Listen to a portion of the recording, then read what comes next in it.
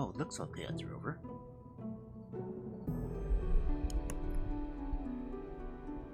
Try to fix my microphone again. Get it a little bit closer. And just talk across the threshold instead of straight at it. Well, the lights look like they're making it up better, so.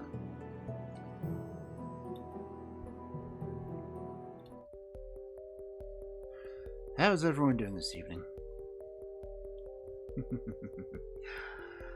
Okay, so here's the thing. No, here's not the thing, because the thing would be a hand and or some shape-shifting monster from the Arctic. But now, I am going to reread last week's stories in hopes that they record better. Yay, got the Mudbray! I can only guess it's kind of worse. So yeah, we're gonna be doing that. Honestly, I'm not completely set up yet. Still trying to get some behind-the-scene things taken care of.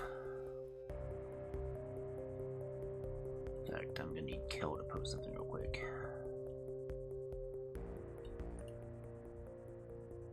No, I'm gonna post something and Kel's gonna tag it. Hope so we go to the right window.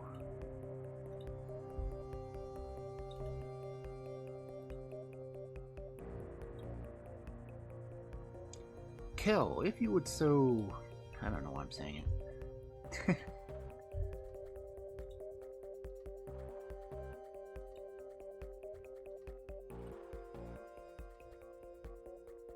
Okay. So that message is pinned. I mean, I hate to put it up there, but honestly I do forget to interact. And I do really try to keep an eye out for redeems and everything else, but I'm really bad at it. I mean, I'll notice the hydrates because I'll see those and they get highlighted and everything else. Let me make sure that is showing on stream. Where is it? Close that. Chat in window. Ta-da! Okay. So that message is sort of showing.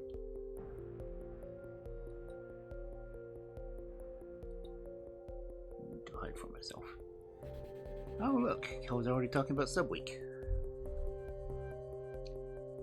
So it is bonus Subweek apparently. From experience, I may or may not have anonymously donated 5 subs, and Twitch gave 3 more. So they're sneaking more in there. So if you really want to donate a sub, by all means you can. It's not exactly required, and don't do it if you can't afford to do it, okay? I mean, I did it as a test, and I know I can't afford it.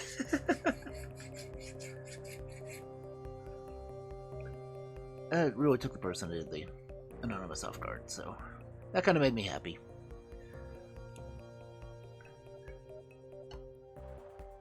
But anyway, we're going to reread Sorceress of Strand, Story 3, and hopefully get into the next author tonight. I may not be keeping an eye on what the ads are popping up, so I apologize if you get stuck with the ads. Again, the cheapest way to get rid of that is Twitch Prime. Not Twitch Prime. Yeah. Twitch Turbo. Yeah, that thing. Or I guess if you have a Prime account, you can use that to sub. But anyway, Twitch Turbo will help you skip ads, and then you don't have to listen to them. Also, I think Sunday I'm going to try to do the public domain horror store, the horror movies live. So I'll be doing the introductions and stuff myself, and it's going to show again on Halloween, but it's just going to be playing the playlist. If you haven't already seen that I've posted the playlist publicly. My god, it's gotten over 1,000 views between the different movies on it, which is really sad compared to the 3.5 years I've been streaming and I haven't gotten that many. But people seem to like the public domain movies. They like the fact I did touch them up. One company is such a picky bitch about it that they decided that they were going to claim the copyright on it for a whole 16 minutes in the middle of an hour-long movie. All because of they thinking that they did the touch-up on it when it was actually me. So that really kind of sucks, and it got me my first copyright strike on YouTube. But what you gonna do, huh? Yeah, back to setting things up. I didn't get the VTS response things hooked up yet. So if you see those pop up on your screen... Oh, that's cool. It went right to it. Because I turned off the chibis and the top hat and other stuff during the Gaslight Mysteries section. Because, well, it just seems out of place. Whereas on my normal ones, the fairy tales or any of the other story reads, it works fine because you expect fairy mischief on those days. So let me go ahead. I think the only redeem out of... Oh. That's it. What is it? Some viewers may find the following video disturbing. That is... No. Just the sound I added from Warp. Turn off the chibi ones. Turn off the top hat because I've already got a hat on. Ear scritchers I'll leave on. Okay. Turned off the chibi mode. Rambling incoherently, so that's fairly normal for me. Let's see. Okay, that looks like the redeems are taken care of. Okay, let's see what's going on again.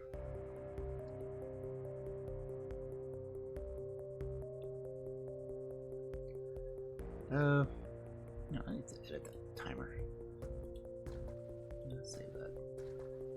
Okay, September, we don't need any more. I'm going to clip that first part of it.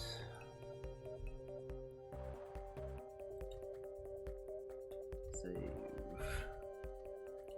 Turn off the regular September's one. And add it to the bonus week one.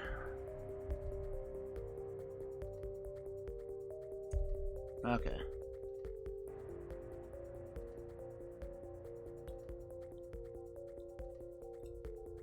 So now it'll only show up in one message and hopefully not nearly as often. I do still have the notification about the Wild West donations on. I'm going to go and turn on the computer donations one. If you guys really don't mind, I mean. It really clutters up my chat, but I'm still trying to get the money for the computer. And I still need, like, vital parts for it because I can't afford to build one on my own. But anyway, let's go ahead and switch over to the study, and I will get the book open because it's already 9:10. And I have so many scenes set up on this thing, it's unreal. I just hope, can everyone hear me all right? Because my microphone is staying in the green, and it's giving me full bars on the microphone itself. And let me make sure, because I've got just the volume adjustment on the thing itself at like 200%. So I'm hoping I can be heard fine. But seeing as it does not look like anyone is here yet except for Kel, because she is chained up somewhere. I mean, no, she's not chained up or tied up anywhere at all. Nope, I would not do that to Kel. Unless she asked. She's fictional. I can say that if I want to. But anyway, I really do like the story because it's a good one, and since I've already read it 3 times, I'm going to read it a 4th. And hopefully this time, it'll sound right.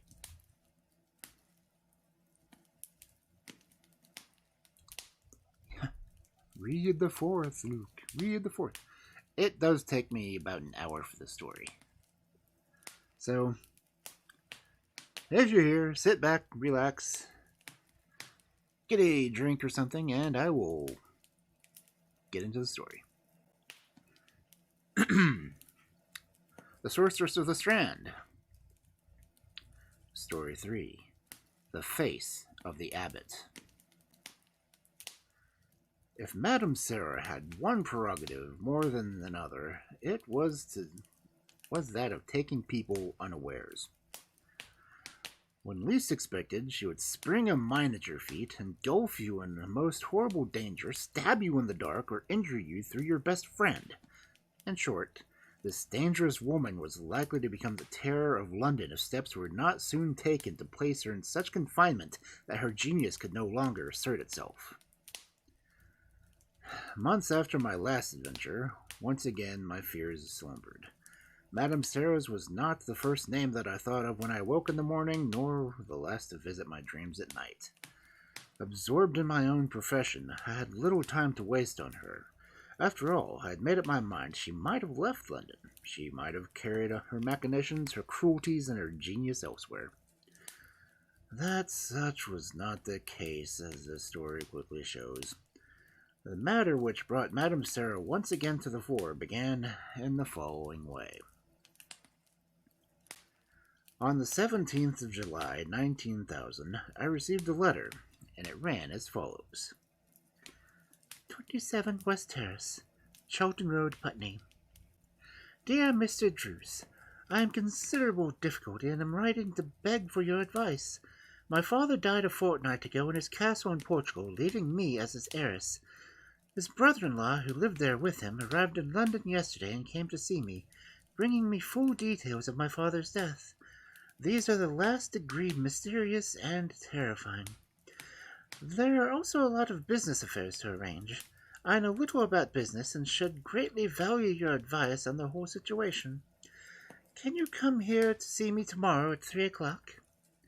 Signor de Castro, my uncle, my mother's brother, will be here, and I should like you to meet him. If you can come, I shall be very grateful. Yours sincerely, Helen Sherwood. I replied to this letter by telegram.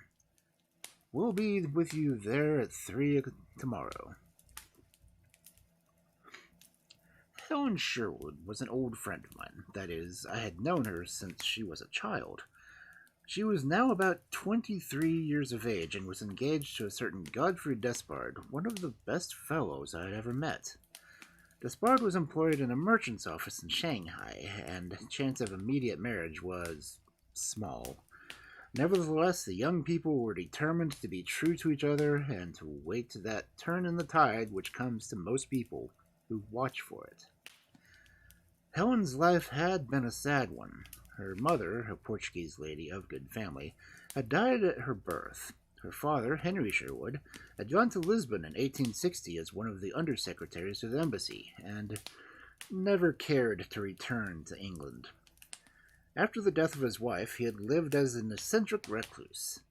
When Helen was 3 years old, he had sent her home, and she had been brought up by a maiden aunt of her father's, who had never understood the impulsive, eager girl, and had treated her with a rare want of sympathy.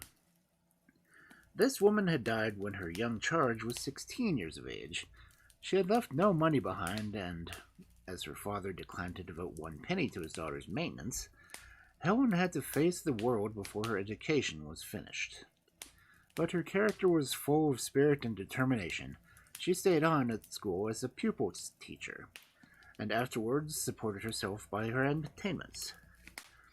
She was a good linguist, a clever musician, and had one of the most charming voices I have ever heard in an amateur. When this story opens, she was earning a comfortable independence and was even saving a little money for that distant date when she would marry the man that she loved. Meanwhile, Sherwood's career was an extraordinary one. He had an extreme stroke of fortune in drawing the first prize of the Grand Christmas State Lottery in Lisbon, amounting to 150 million rays, representing in English money £30,000. With this sum, he bought an old castle in the Estrella Mountains, and, accompanied with his wife's brother, a certain Pietro de Castro, went there to live. He was hated by his fellow men, and, with the exception of de Castro, he had no friends. The old castle was said to be of extraordinary beauty,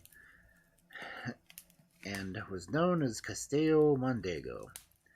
It was situated some 20 miles beyond the old Portuguese town of Coimbra. The historical accounts of the place were full of interest, and its situation was marvelously romantic, being built on the heights above the Mondego River. The castle dated from the 12th century and had seen brave and violent deeds. It was supposed to be haunted by an old monk who was said to have been murdered there. But within living memory, no one had seen him. At least, so Helen had informed me. Punctually at 3 o'clock on the following day, I found myself at West Terrace, and was shown into my young friend's pretty little sitting room. "How kind of you to come, Mr. Druce," she said. "May I introduce you to my uncle, Signor de Castro?" The signor, a fine-looking man who spoke English remarkably well, bowed and gave a gracious smile, and immediately entered into conversation. His face had strong features, his beard was iron gray, and also were his hair and mustache. He was slightly bald about the temples. I imagined him to be a man of about 45 years of age. "Younger than me." "Now," said Helen, after we had talked to each other for a few minutes, "perhaps Uncle Pedro will explain to Mr. Druce what has happened." As she spoke, I noticed that her face was very pale and that her lips slightly trembled. "It is a painful story," said the Portuguese, "most horrible and inexplicable." I prepared myself to listen, and he continued. "For the last few months my dear friend has been troubled in his mind. The reason appeared to me extraordinary. I knew Sherwood was eccentric, but he was also very matter-of-fact, and I should have thought him the last man who would be likely to prey on nervous terrors. Nevertheless, such was the case.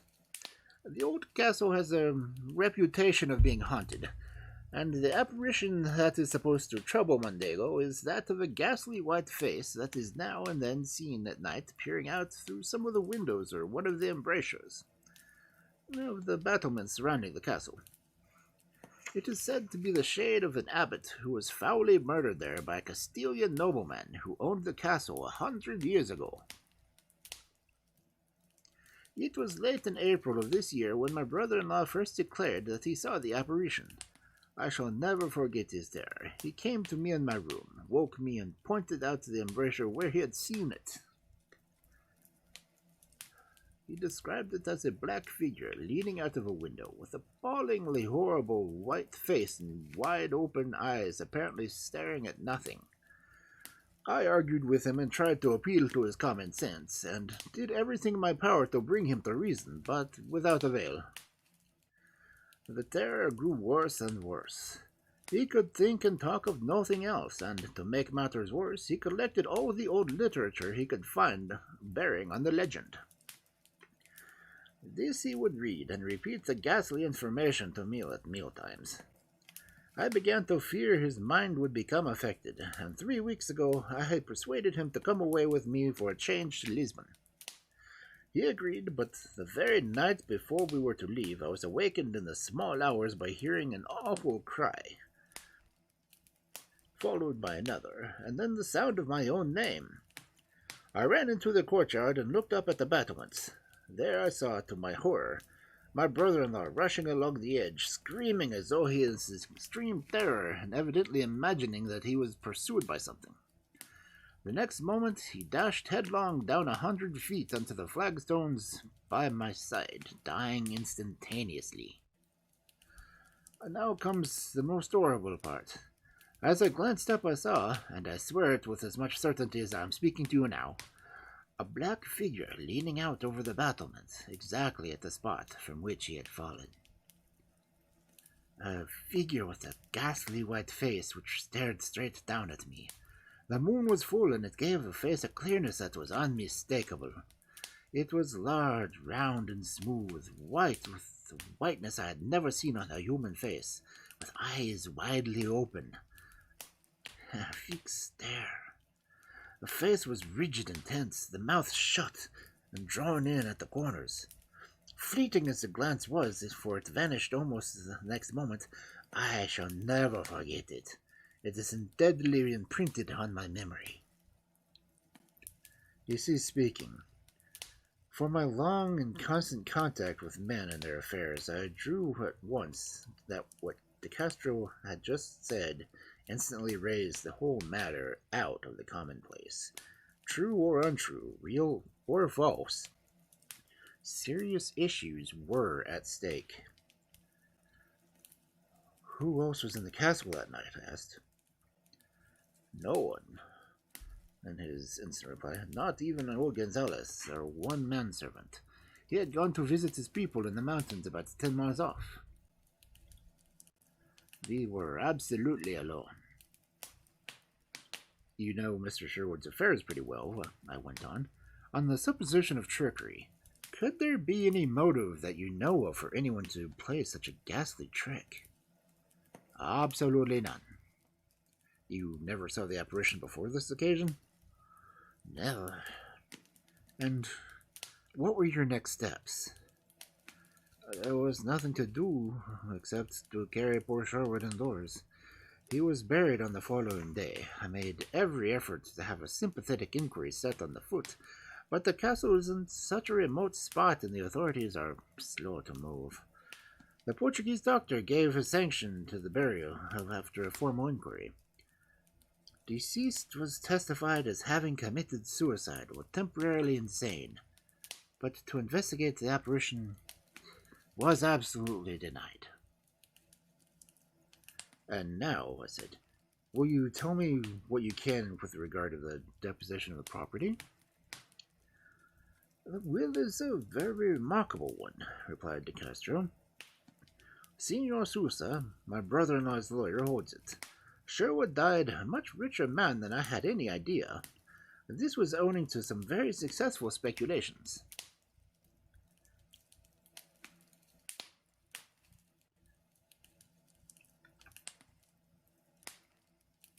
The real and personal estate amounts to £70,000, but the terms of the will are eccentric. Henry Sherwood's passionate affection for the old castle was quite morbid, and the gist of the conditions of the will is this. Helen is to live on the property, and if she does, and as long as she does, she is to receive the full interest on £40,000, which is now invested in good English securities. Failing this condition, the property is to be sold, and the said £40,000 is to go to a Portuguese charity in Lisbon. I also have a personal interest in the will. This I knew from Sherwood himself. He told me that his firm intention was to retain the castle in the family for his daughter, and for her son if she married. He earnestly begged of me to promote his wishes in the event of his dying. I was not to leave a stone unturned to persuade Helen to live in the castle, and in order to ensure me carrying out his wishes, he bequeathed to me the sum of £10,000, provided Helen lives at Castelo Montego. If she does not, I lose the money. If she... Hence, my presence here, and my own personal anxiety to clear up the mystery of my friend's death, and to see my niece installed as owner of the lovely and romantic property on the peninsula. It has, of course, been my duty to give a true account of the mystery surrounding my unhappy brother-in-law's death, I sincerely trust that a solution to the Sterling Missy will be found, and that Ellen will enter into her beautiful possessions with all confidence. The terms of the will truly are eccentric, I said. Then turning to Helen, I added, surely you can have no fear of living at Castillo Mondego, when it would be the best means of bringing about the desire of your heart. Does that mean you are engaged to be married, Ellen? Asked De Castro. It does, she replied. Then she turned to me. I'm only human and a woman. I could not live at Castillo Mondego with this mystery unexplained, but I am willing to take every step, yes, every step, to find out the truth. Let me think over the case, I said after a pause. Perhaps I may be able to advise some plan of clearing up this unaccountable matter. There's no man in the whole of London better fitted to grapple with the mystery than I am, for it is, so to speak, my profession. You will please see me in your hearty collaboration, Mr. Jose, said Senora de Castro. When do you propose to return to Portugal? As soon as I possibly can. Where are you staying now? At the Cecil. He stood up as he spoke. I am sorry I have to run away, he said. I promised to meet a friend, a lady, in half an hour from now. She is a very busy woman. I must not keep her waiting. His words were commonplace enough, but I noticed a queer change in his face. His eyes grew full of eagerness, and yet, was it possible, a curious fear also seemed to fill them. He shook hands with Helen, bowed to me, and hurriedly left the room. I wonder whom he's going to meet, she said, glancing out the window and watching his figure as he walked down the street. He told me when he first came that he had an interview pending of a very important character. But there, I must not keep you, Mr. Jose. You are also a very busy man. Before you go, however, do tell me what you think of the whole thing. I certainly cannot live in a castle that ghastly face is unexplained, but at the same time I do not wish to give up the property. You shall live there, enjoy the property, and be happy, I answered. I will think over everything. I'm certain we shall see a way out of the mystery. I wrung her hand and hurried away. During the remainder of the evening, this extraordinary case occupied my thoughts to the exclusion of almost everything else. I made up my mind to take it up, to set every inquiry on foot, and, above all things, to ascertain if there was a physical reason for this apparition's appearance. In short, if Mr. Sherwood's awful death was for the benefit of any living person.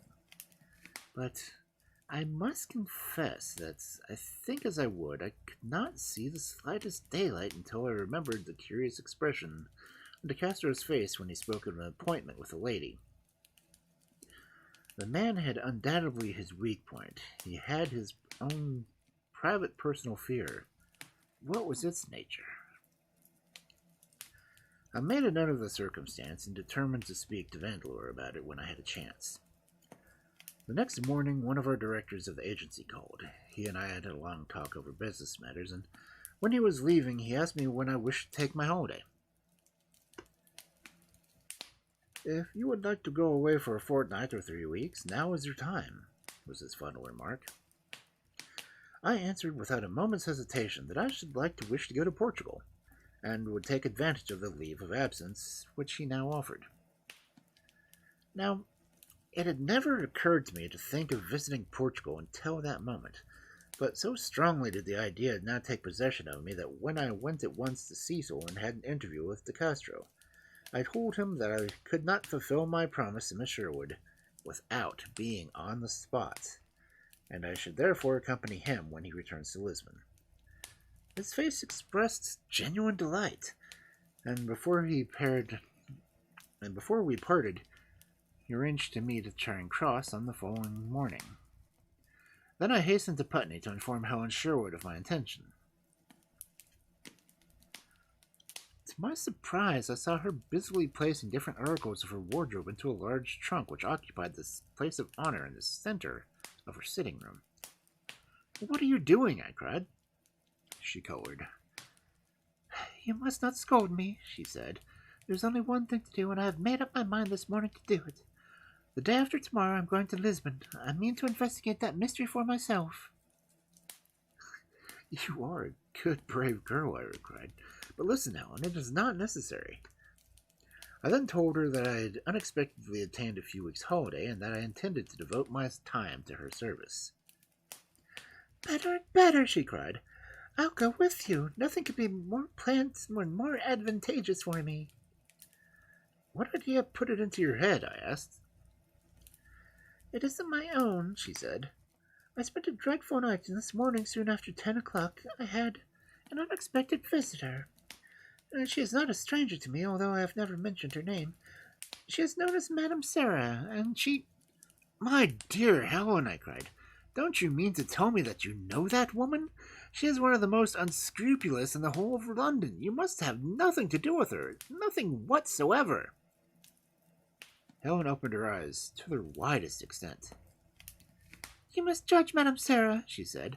I have known her for the last few years, and she has been a most kind friend to me. She's got me more than one good post as a teacher, and I've always felt a warm admiration for her. She is beyond doubt the most unselfish woman I ever met. I shook my head. You will not get me to alter my opinion of her, continued Helen. Think of her kindness in calling me to see me today.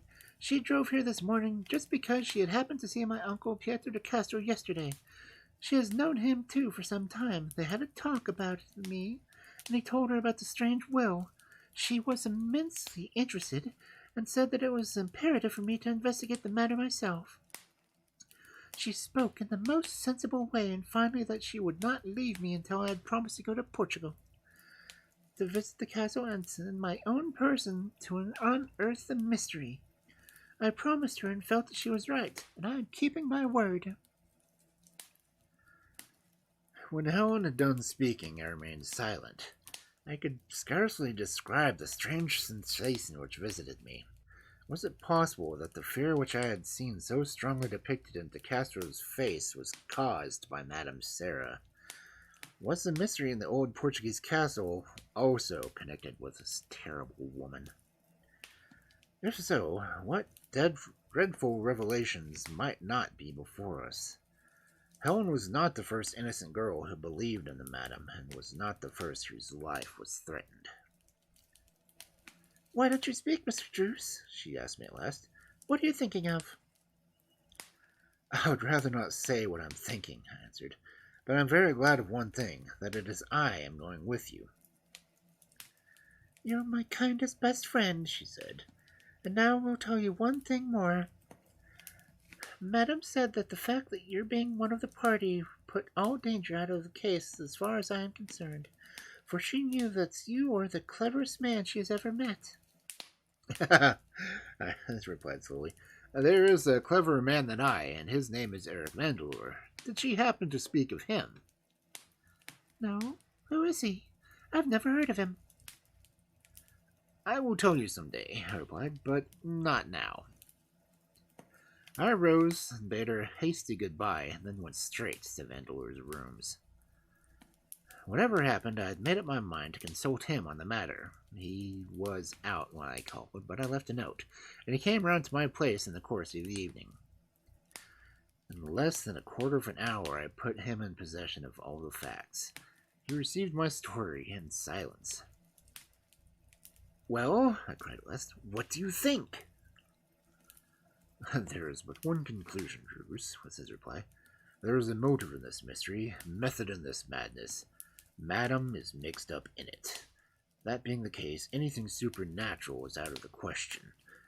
I am sorry Miss Sherwood is going to Lisbon, but the fact that you are going too may be her protection. Beyond doubt, her life is in danger.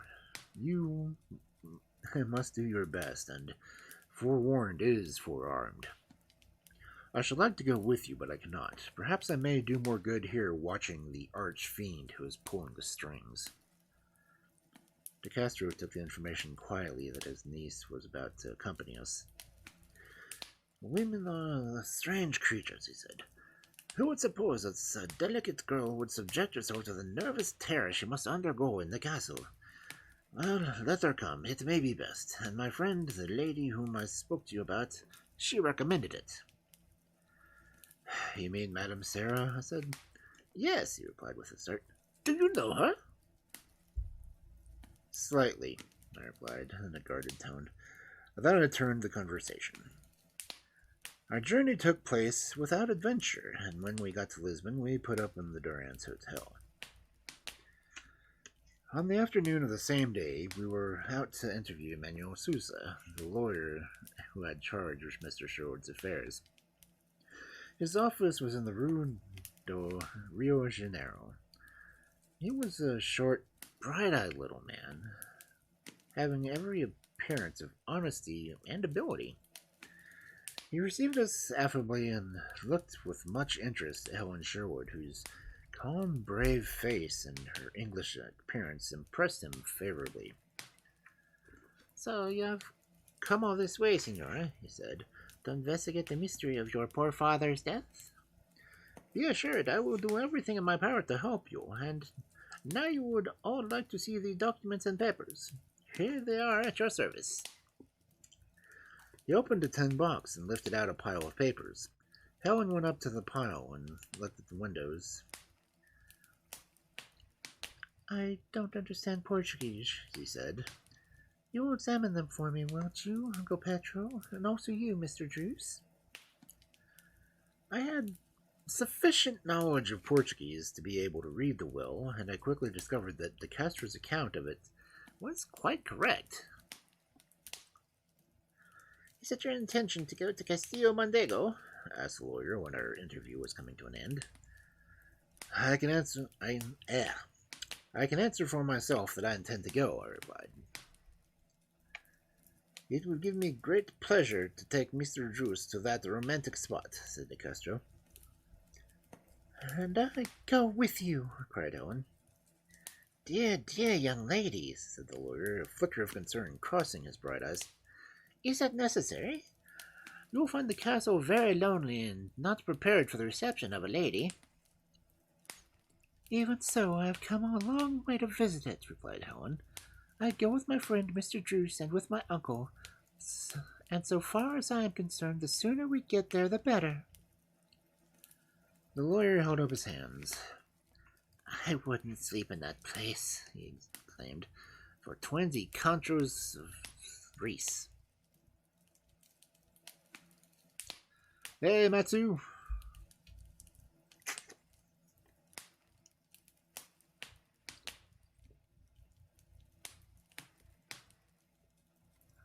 And came in with a raid. Cool. That means I'm probably here twice. Okay.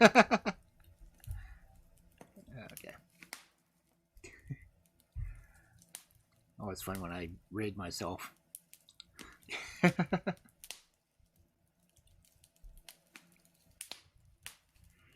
Robin Hood is dead. Long live Robin Hood. You finish it?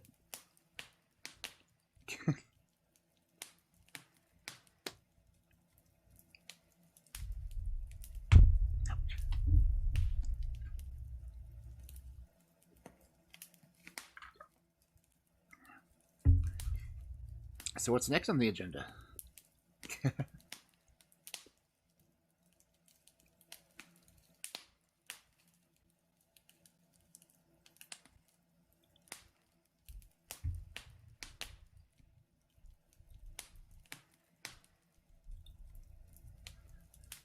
Ghost stories. Fun.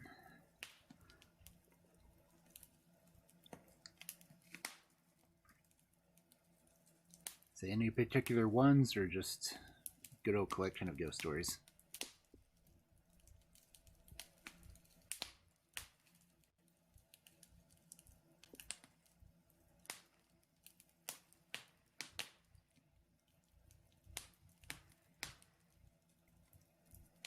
Ooh, that should be interesting.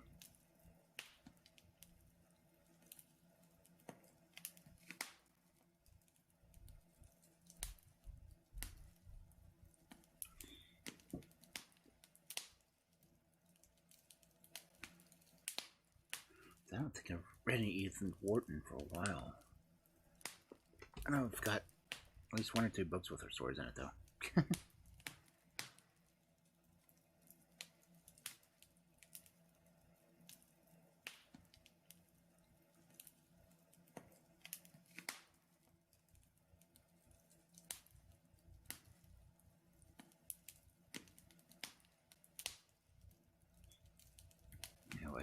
Welcome in, all of the raiders, and glad you came in. Thank you for dragging me into my own chat room, too.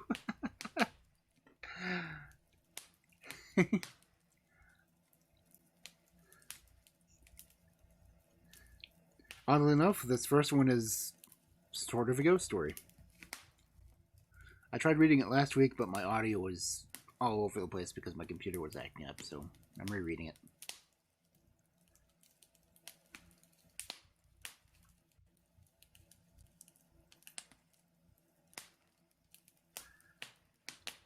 No, it's not Karnaki. It's one of the Sorceress of the Strand stories. And oddly enough, she's not even involved in most of it. But it's the face of the Abbot.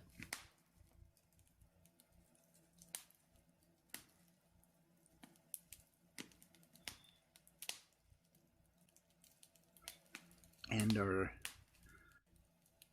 insurance detective and his friend and her uncle have just gone back to Portugal to check out the inheritance of the castle. So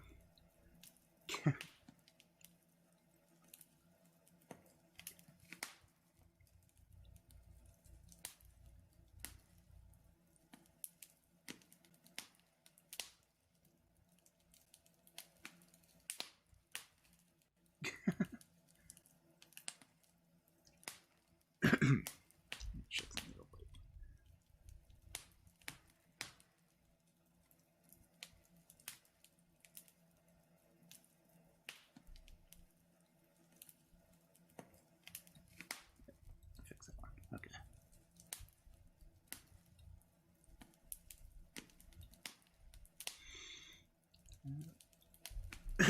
If you need to do any post-stream stuff, feel free.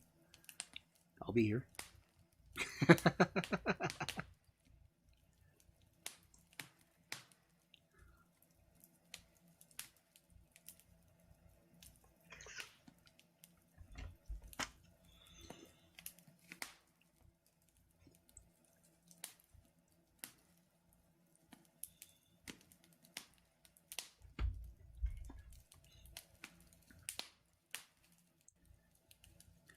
Then you really believe in the apparition, I said. You think it is supernatural? He involuntarily crossed himself. The tale is an old one, he said. I have been known for hundreds of years that the castle is haunted by a monk who was treacherously murdered there. That is the reason, Miss Sherwood, why your father got it so cheap. Supernatural or not, I must get to the bottom of the thing, she said in a low voice. De Castro jumped in, an impatient expression crossing his face. If you don't want me for the present, Roos, he said, I have some business of my own I wish to attend to. He left the office, and Helen and I were about to follow him when Senor Sosa suddenly addressed me. By the way, Mr. Roos, I am given to understand that you are of the Solvency Inquiry Agency of London. I know that business very well. I presume, therefore, that matters of such interest depend upon this inquiry? Oh, the interests are great, I replied, but they are in no way connected with my business. My motive in coming here is due to my friendship. This young lady is engaged to be married to a special friend of mine, and I have known her personally from her childhood. If we can clear up the present mystery, Helen Sherwood's marriage can take place at once. If, on the other hand, the terror which hangs over Castillo Mondego is so overpowering that Miss Sherwood cannot make up her mind to live there, the long separation awaits the little pair. I've answered your question, Senor Sousa. Will you, in your part, answer mine? Certainly, he replied. His face looked keenly interested, and from time to time he glanced from Helen to me. Are you aware of the existence of any motive which would induce someone to impersonate the apparition and so bring about Mr. Sherwood's death? I know no such motive, my dear Senor. Senor de Castro will come into £10,000 provided, and only provided, Miss Sherwood takes possession of the property. He is the one and only person who benefits under the will, except Miss Sherwood herself. We must, of course, exclude Signor de Castro, I answered. His conduct has been most honorable in the matter throughout. He might have been tempted to suppress the story of the ghost, which would have been his obvious advantage. Is there no one else who you can possibly suspect? No one. Absolutely no one. Very well, my course is clear. I've come here to get an explanation of a mystery. When it is explained, Miss Sherwood will take possession of the castle. And should you fail, sir, ghosts have a way of suppressing themselves when most earnest desired to put in an appearance. I don't anticipate failure, Signor Sosa, and I mean to go to the castle immediately.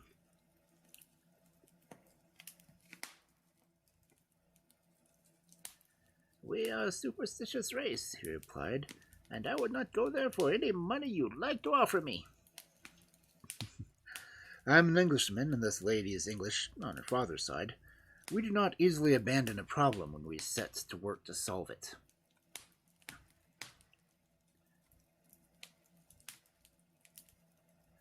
What do you think of it all? Asked Helen of me when we found ourselves soon afterwards in the quaint old-world streets. Think, I answered. Of course, it's clear. We have got to discover the motive. There must be a motive. There was someone who had a grudge against the old man and wished to terrify him out of the world, and to believing that the apparition is supernatural, I decline to even allow myself to consider it.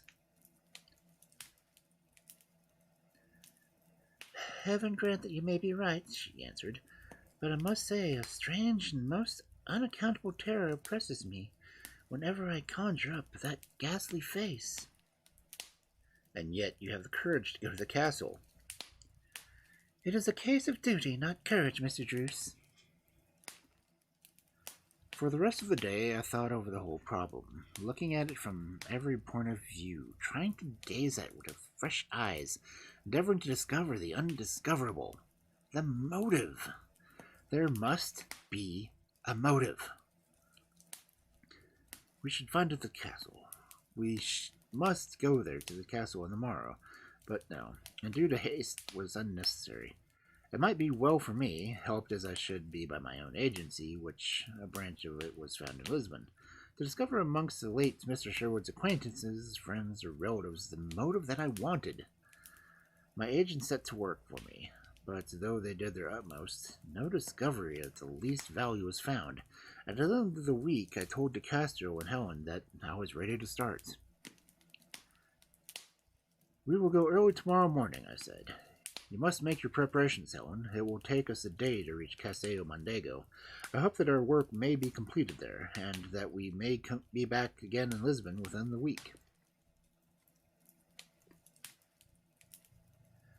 Helen's face lit up with a smile of genuine delight. The inaction of the last week has been terribly terrifying, she said, but now that we are really going to get near the thing, I feel quite cheerful. Your courage fills me with admiration, could not help saying, and I went out to make certain purchases. Amongst these were 3 revolvers, one for Helen, one for De Castro, and one for myself. Afterwards, I had an interview with Sousa and took him as far as I could into my confidence. The danger of the supernatural is not worth considering, I said. The danger of treachery, of unknown motives, is considerable. I do not deny the fact for a moment. In case you get no tidings from us, come yourself or send someone to the castle within a week. This letter came to you by the last post, said Sousa, and handed me one from Vandeleur. I opened it, and it read as follows. I met Madame Sarah a week ago at the house of a friend. I spoke to her about Castillo Mondego. She admitted that she had interest in it, but she knew Miss Sherwood, and hoped that she had taken possession to visit her in a romantic spot. I inquired further if she was aware of the contents of the strange will. She said she had heard of it. Her manner was perfectly frank, but I saw that she was uneasy. She took the first opportunity of leaving that house, and on making inquiries I hear that she left London by the first train this morning, en route to the continent. These facts may mean a great deal, and I should advise you to be more than ever on your guard. I put the letter in my pocket. Got Sousa to promise all that was necessary, and went away. At an early hour the following morning, we left Rossio Station to Coimbra, and it was nearly 7 in the evening when we finally came to the end of our railway journey and entered a light wagonette drawn by 2 powerful bay stallions for a 20-mile drive to the castle. The scenery as we approached the spurs of the Estrella were magnificent beyond description, and I gazed up at the great peaks, now bathed in the purples and golds of the sunset. The magic and mystery of our strange mission became tenfold intensified. Presently, the steep ascent began along a winding road between high walls that shut out our view, and by the time we reached the castle, it was too dark to form any idea of its special features. De Castro had already sent word of our probable arrival, and when we rang the bell at the old castle, a phlegmatic-looking man opened the door for us. "Ah, Gonzales," said De Castro, "we are here. I trust you have provided comfortable beds and a good meal, for we are all hungry as hawks." The old man shrugged his shoulders, raised his beetle brows a trifle, and fixed his eyes on Helen with some astonishment. He muttered in a Portuguese dialect, which I did not know in the least to comprehend, something to De Castro, who professed himself satisfied. Then he said something further, and I noticed the face of my Portuguese friend turn pale. "Gonzales saw the spectre 3 nights ago," he remarked, turning to me. "It was leaning as usual out of one of the windows of the northwest turret. But come, we must not terrify ourselves the moment we enter our future home, Miss Helen. You are doubtlessly hungry. Shall we go to the banqueting hall?" The supper prepared for us was not appetizing, consisting of some miserable goat chops, and in the great hall, dimly lighted by a few candles and silver sconces, we could scarcely see each other's faces. As supper was coming to an end, I made a suggestion. "We have come here," I said, "on a serious matter. We propose to start an investigation of a very grave character. It is well known the ghosts prefer to reveal themselves to one man or woman alone, and not to a company.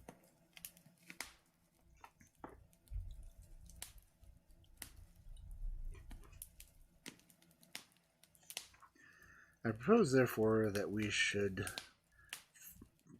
occupy 3 different rooms as far as possible from the other in the castle, and that the windows of our 3 rooms should command the center square." De Castro shrugged his shoulders, and a look of dismay spread for a moment over his face. But Helen fixed her great eyes on mine. Her lips moved slightly as though she would speak, then she pulled herself together. "You are right, Mr. Drews," she said. "Having come on this inquiry, we must fear nothing." "Well, come at once, and we will choose our bedrooms. You as ladies shall have first choice." De Castro called Gonzales, who appeared holding a lantern in his hand. A few words were said to the man in his own dialect, and he led the way, going up many stone stairs, down many others, and at last we flung open a huge oak door, and we found ourselves in a vast chamber with 5 windows, all mullioned and sunk in deep recesses. On the floor was a heavy carpet. A 4-post bed with silver hangings was in a recess. The rest of the furniture was antique and massive, nearly black with age, but relieved with brass mountings, which, strange to say, were bright as though they had recently been rubbed. "This was poor Sherwood's own bedroom," said De Castro. "Do you mind sleeping here?" He turned to Helen. "No, I should like it," she replied emphatically. "I'm glad this is your choice," he said, "for I don't believe, although I am a man and you are a woman, that I could myself enjoy this room. It was here I watched his dead body. Ah, poor fellow, I loved him well." "We won't talk about memories tonight," said Helen. "I am very tired, and I believe I shall sleep. Strange as it may sound, I am not afraid." Mr. Druce, will you locate yourself? I should like at least to know what room you'll be in. I smiled at her. Her bravery astonished me. I selected a room at right angles to Helen's. Standing in one of her windows, she could easily, if necessary, get a glimpse of me if I were to stand in one of mine. De Castro chose a room equally far away from Helen's on the other side. Then we both bade the girl good night. I hate to leave her so far from help, I said, glancing at De Castro. Nothing will happen, he replied. I can guarantee that. I am dead tired. The moment I lay my head on my pillow, ghost or no ghost, I shall sleep till morning. He hurried off to his own room. The chamber that I had selected was vast and lofty and might have accompanied 20 people. I must have been more tired than I knew, for I fell asleep as soon as my head touched the pillow. When I woke, it was dawn, and eager to see my surroundings by the light of day, I sprang up, dressed, and went down to the courtyard. 3 sides of the court were formed by the castle buildings, but along the 4th ran a low balustrade of stone. I sauntered towards it. I shall never forget the loveliness of that scene that met my eyes. I stood upon what was practically a terrace, a mere shelf with a scraping rock on the side of a dizzy cliff that went down below, a near 2,000 feet. The Mondego River ran with a swift rushing noise at the foot of the gorge, although at the height of which I stood, it looked more like a thread of silver than anything else. Towering straight ahead of me, solemnly up into the heavens, stood the great peak of the Serra de Estrella, from which the rosy sunrise and the morning clouds were rolling into gigantic white wreaths. Behind me was the great, irregular pile of the castle, with its battlements, turrets, and cupolas, hoar and gray with the weight of centuries, and now transfigured and bathed in golden light. I just turned to glance at them when I saw De Castro approaching me. Surely, I said, there's never been such a beautiful place in the world before. Can we never let it out of the family? Helen shall live here. De Castro came close to me. He took my arm and pointed to a spot on the stone flags. On this very spot our father fell from the battlement above, he said slowly. I shuddered, and all the pleasant thoughts were instantly dispelled by the memory of that hideous tragedy and the work we had still to do. It seemed impossible that in this radiant living sunlight to realize the horror that the wall was contained, and might still contain. At some of these very windows, a ghastly face had appeared. Helen, De Castro, and I spent the whole day exploring the castle. We went from dungeons to turrets and made elaborate plans for alternate nightly vigils. One of the first things that I insisted on was that Gonzales was not to sleep in the castle at night. This was easily arranged, as the old man having friends in the neighboring village. Thus, the only people in the castle after nightfall would be De Castro, Helen, and myself. After we had locked old Gonzales out, and we had raised the portcullis, we again began the complete round of the entire place, thus ensured that no one else could be hiding in the precincts. Finally, we placed across each entrance thin silken threads which would be broken if anyone attempted to pass them. Helen was extremely anxious that we should not be divided into 3 portions, and that she should share the vigils, but this De Castro and I both prohibited. At least for tonight, I said. Sleep soundly. Trust the matter to us. Believe me, this is for the best. All arrangements are made. Your uncle will patrol until 1 o'clock in the morning, and then I will go on duty. This plan was evidently most repugnant to her, and when De Castro left the room, she came to me and began to plead. I have a strange and overpowering sensation of terror, she said.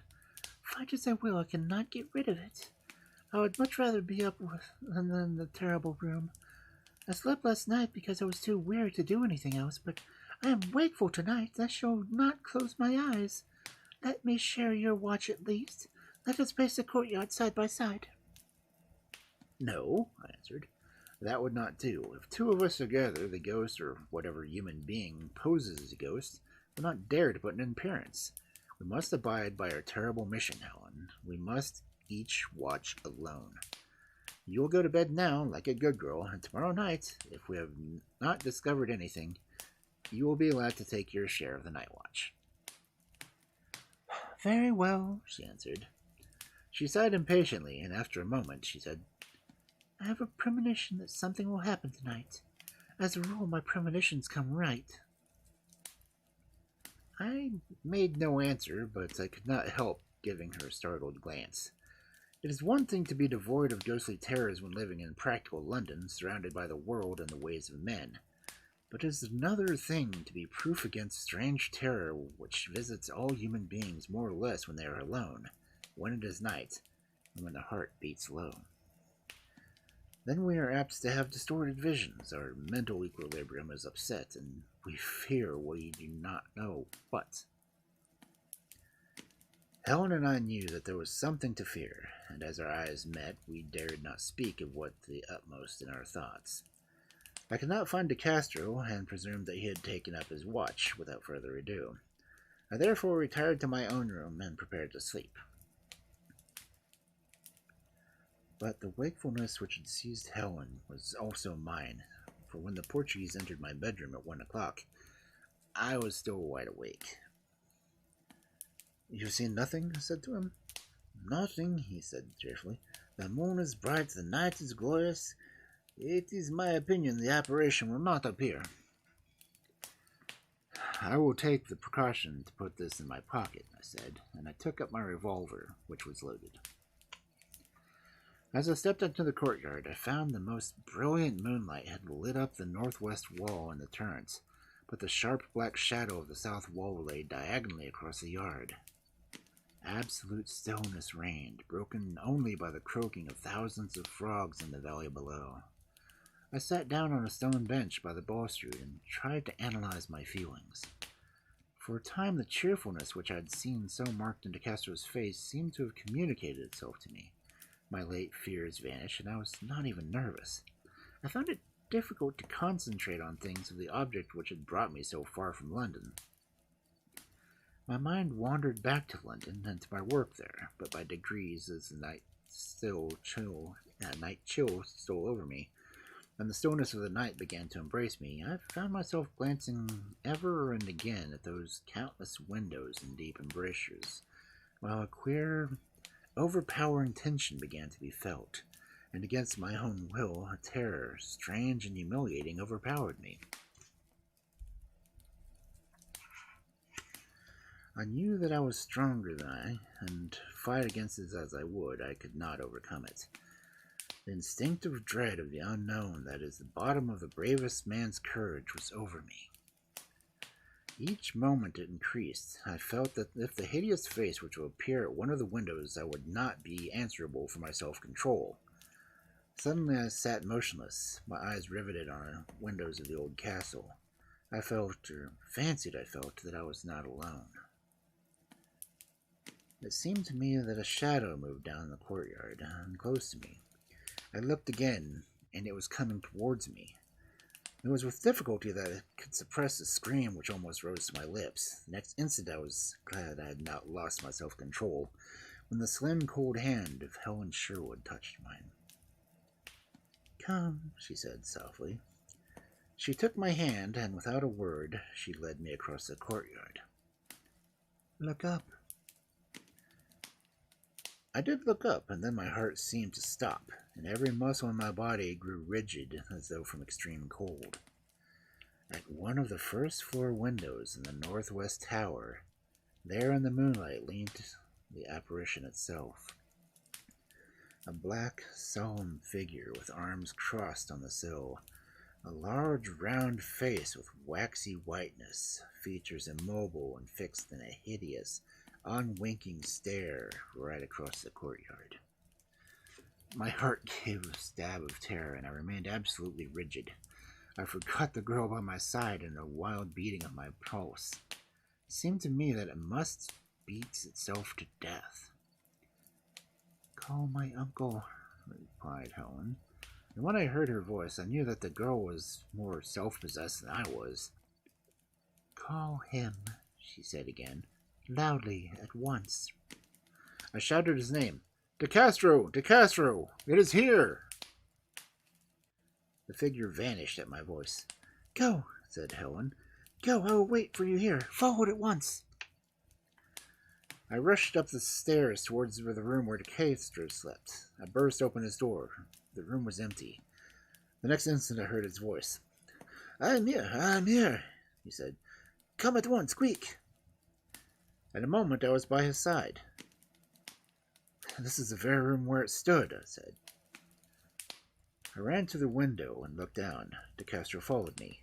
Helen had not moved. She was still gazing up. The moonlight fell full on her white face. You saw it too, gasped De Castro. Yes, I said, and so did Helen. It stood by this window. I was awake, he said, and heard your shout. I rushed to my window and saw the spectre distinctly, and followed it to this room. You swear you saw it. It was the face of the Abbot. My brain was working quickly, and my courage was returning. The unfathomable terror that night's scene was leaving me. I took De Castro suddenly by both his arms and turned him around so that the moonlight should fall upon him. You and I are alone in the tower. Helen Sherwood is in the courtyard. There is not another living being in the whole castle. Now listen. There are only two possible explanations of what has just occurred. Either you are the spectre, or it is supernatural. Ah, he cried. Are you mad? I might well be, I answered bitterly. But of this I am certain. You must prove to me whether you're the apparition or not. I make the suggestion now in order to clear you from all possible blame. Make it that we may have absolute evidence that could not be upset because of the terrible tribunal. Will you now strip before me? Yes, before you leave the room, to prove to me that you have no mask hidden anywhere on you. If you do, I shall be satisfied. Pardon my insistence, but in a case like the present, there must be no loophole. Of course, I understand you, he said. I will remove my clothes. In 5 minutes, he had undressed and dressed again. There was no treachery on his part. There was no mask nor any possible means of his simulating the face of his person. There is no suspicion about you, I said, almost with bitterness. By heavens, I wish there were. The awfulness of this thing is driving me mad. Look at the girl standing by herself in the courtyard. I must return to her. Think of the courage of a woman who would stand there alone. He made no answer. I saw that he was shivering. Why do you tremble? I asked suddenly. Because of the nameless fear, he replied. Remember that I saw her father. I saw him with the terror on him. He ran along the battlements. He threw himself over. He died.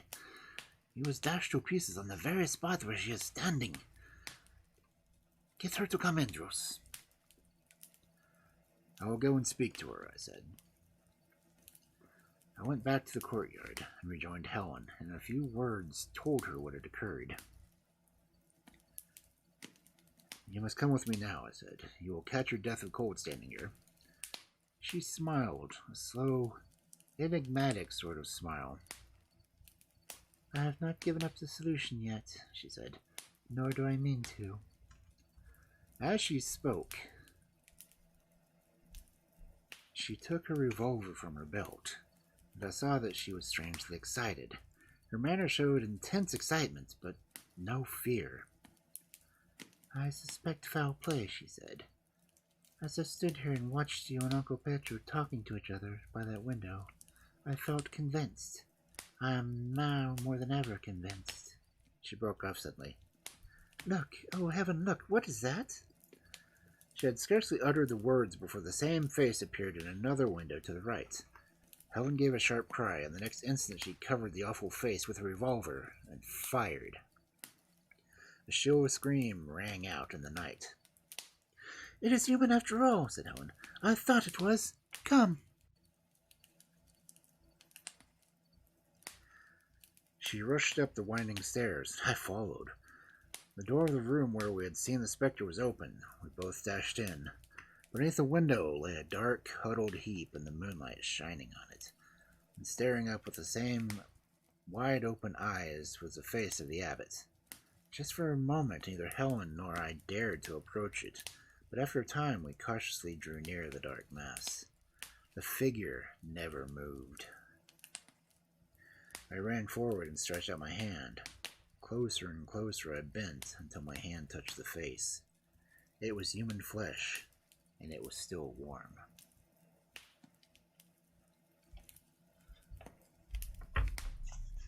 Okay, I can't stop the ads anymore, so they're gonna have to run. I will continue after this break.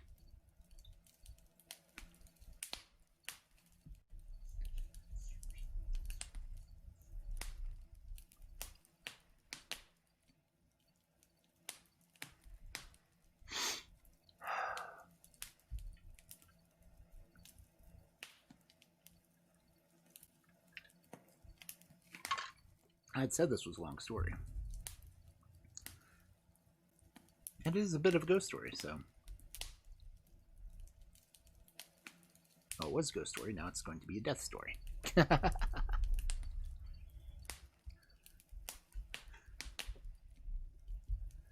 As bad as I only have like 1 or 2 more pages left. Well, 1 page left of the story. I could not hold the ads back any longer. I've already used all 3 of my pauses.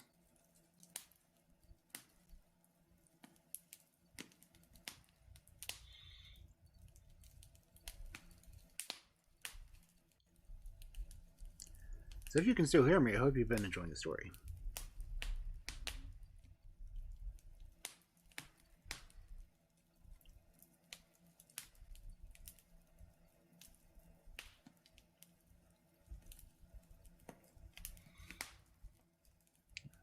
Another minute and a half left.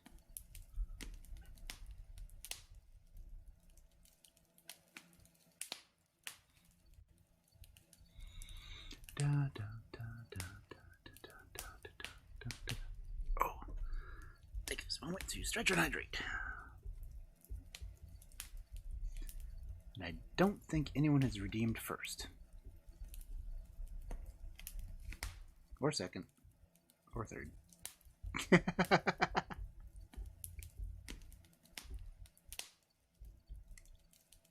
1 minute left.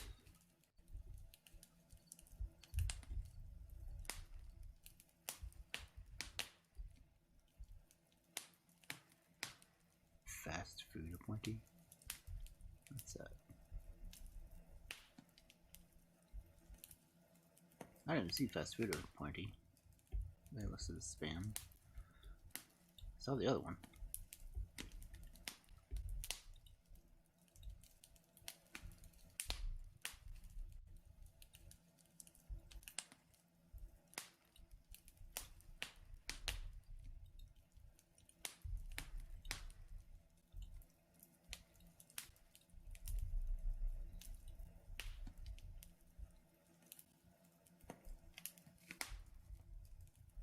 And 10 seconds left.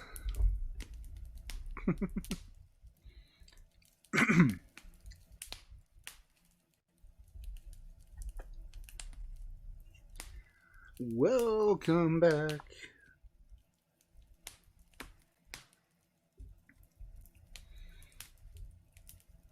And now we shall continue. Helen, I said, turning to the girl. Go at once and find your uncle.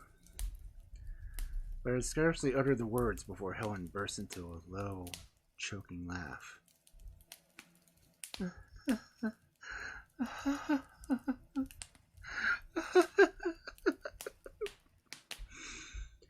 most fearful laugh I'd ever heard.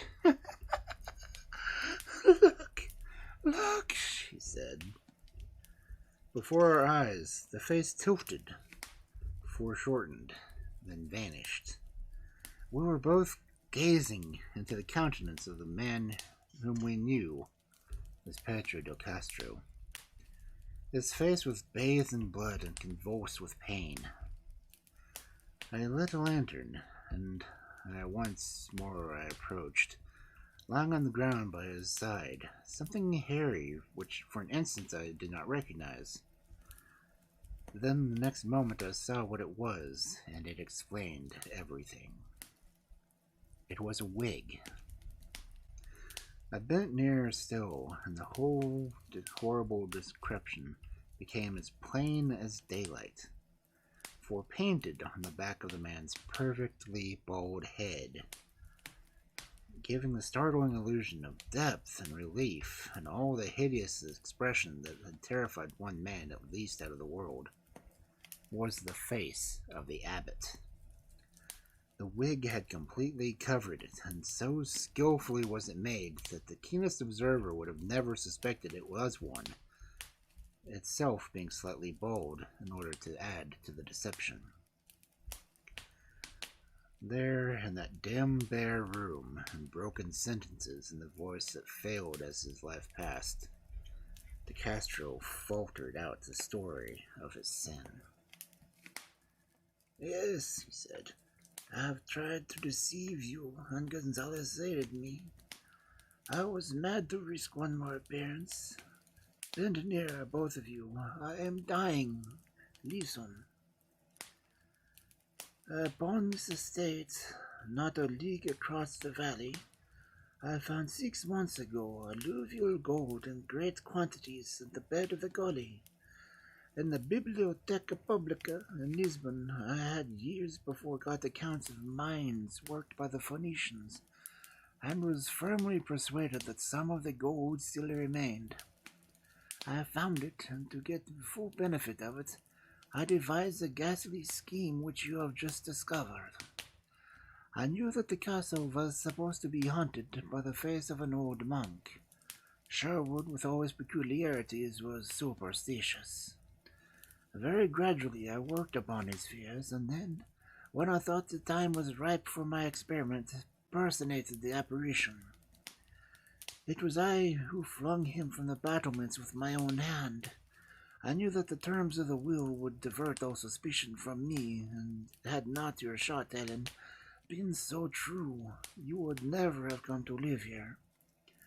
Well, you have avenged your father and saved yourself at the same time. You will find in the safe in the corner of the banqueting hall plans and maps of the exact spot where the gold is to be found. I could have worked there for years unsuspected, but it is true that I should have lost 10,000 pounds, but I should have gained 5 times the amount. Between 4 and 5 months ago, I went to see a special friend of mine in London. She is a woman who stands alone as one of the greatest criminal minds of her day. She promised at once to aid me, and she suggested, devised, and executed the whole scheme. She made the wig herself, with its strangely bold appearance so deceptive to the ordinary eye, and she painted the awful face on my bald skull. When you searched me just now, you suspected a mask, but I was safe from your detection. To remove and to replace the wig was the work of an instant. The woman who had done all this was to share my spoils. Her name, I cried. Sarah, the great, the invincible, he murmured. As he spoke the words, he died.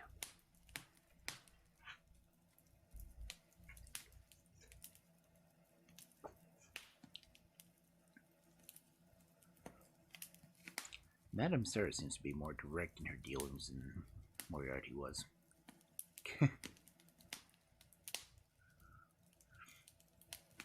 So in the 3 stories we've had from Madame Sarah, she impregnated, replaced teeth with poison. Oh, what did she do with the second one? She was blackmailing a young girl because she knew that her parents were criminals. And she was supposed to steal a highly valuable pearl necklace. And now she tells people how to kill people to get a will. Madame Sarah, everyone. The Sorceress of the Strand.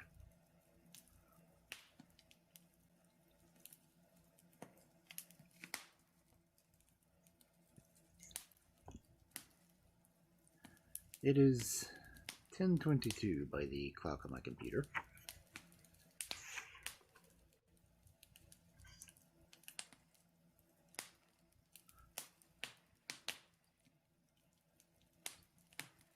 Let's see, the next story is 15 pages long. Same length that one was. I'm not sure if I'll be able to get through that one tonight. But it also starts another series of stories, so I may go ahead and wait. Because then we'll be getting into Richard Harding Davis with the In the Fog stories. Which of course is out of London, so there's lots of fog to deal with. Oh, so I will hold those until next week, I suppose. Which means for now,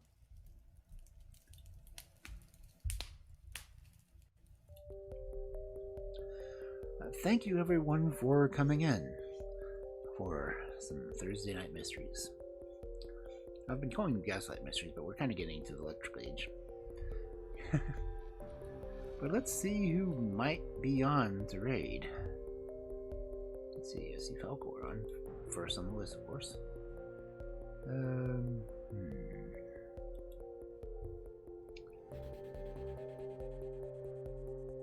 Actually, let's see who might be in the reading and writing section. I'm kind of curious how many people are using it.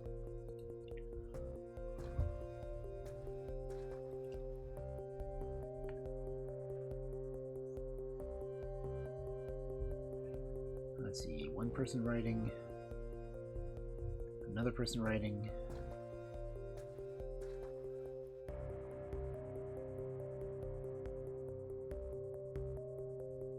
Let's see, Harper's on.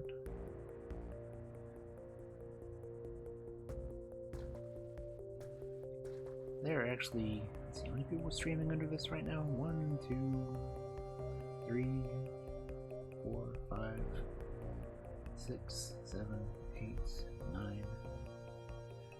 9 people, not counting me, are using the reading, well, the writing and reading right now. That's cool.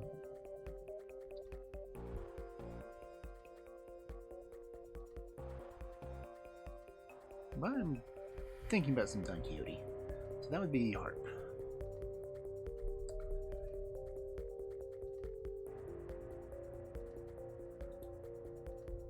So again, thank you everyone for coming in. Go ahead and post those raid messages if Kel will be so nice. Because Kel's not often nice.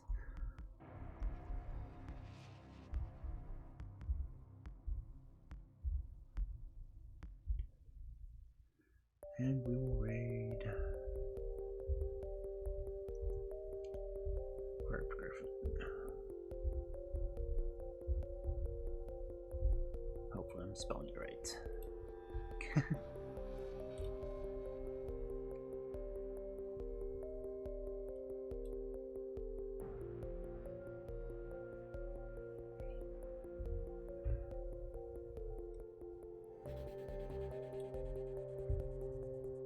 See, did I type it right? Oh, I haven't finished typing it. I did not type it right. So let's go hear some Don Quixote. Let's follow or subscribe around the chat.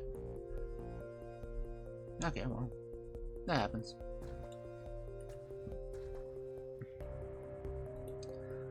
But I hope you all have a wonderful night. Say or your whichever time prayers, zone you little may be one. in, because Don't forget, my night son, and day to include are all over the everyone. world. I'll be back on Tuck tomorrow you night with in, more Friday warm Fright within, Fairy Tales. keep you free from Because I sin, kind of like these dark till stories. the as I say. Sandman he Well, comes. last week's wasn't really dark, it was like Peter Pan prologue. Sleep still. with one eye open, I hope you'll have a wonderful night. gripping your pillow tight. Now we'll see you next time. Exit light. Enter night.